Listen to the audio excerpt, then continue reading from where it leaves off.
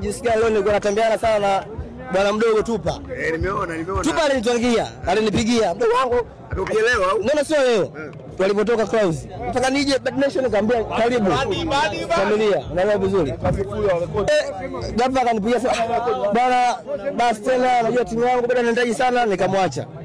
Gapa anamwona kasajiliwa kwa Lamata. So ndio maana nilimwandikia Lamata ngambia hii mechi ilikuwa kifamilia. Sababu unajua Lamata na Kajala ni familia ndugu kabisa. Mko wangu kwa hiyo ilikuwa inacheza kifamilia lakini Tupa ndio mtu aliwaponza. Tupa kawaponza.